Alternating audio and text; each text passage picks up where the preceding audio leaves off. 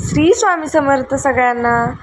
तर आज व्हिडिओ बनवण्याचं खास कारण म्हणजे आज गुरुवार आहे आणि तुकाराम बीजसुद्धा आहे.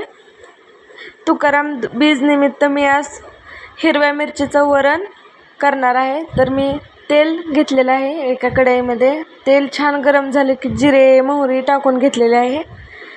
जिरे मोहरी छान असे तडतडल्यानंतर मी त्यामध्ये कढीपत्ता टाकला. कढीपत्ता छान असं तडतडल्यानंतर हिरवे मिरची आणि लसूण टाकून घेतला. छान असं परतून घ्यायचं.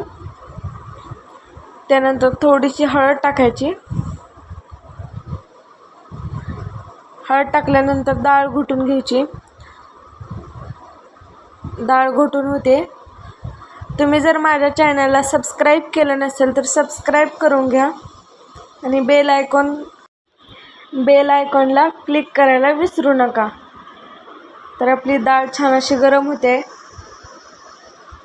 माझ्या माहेरी तुकाराम बीजनिमित्त हिरव्या मिरचीची वरण आणि भाकरी करतात, त्यामुळे मी म्हटलं आपण आज हिरव्या मिरचीचं वरण आणि भाकरी करावं.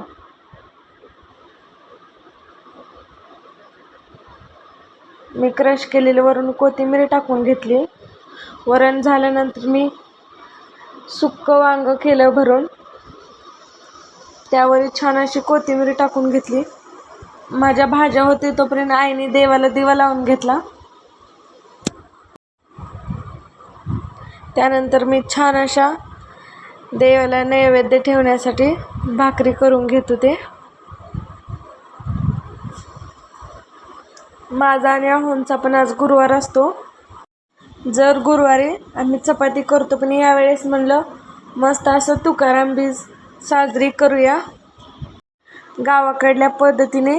त्यामुळे मग आज मी भाकरी, हिरव्या मिरच्याचं वरण, भात आणि वांग्याची भाजी करून घेतली.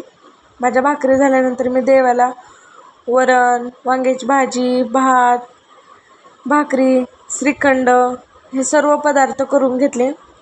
तुम्हाला माझा आजचा व्हिडिओ कसा वाटला मला कमेंट करून सांगा. तोपर्यंत बाय.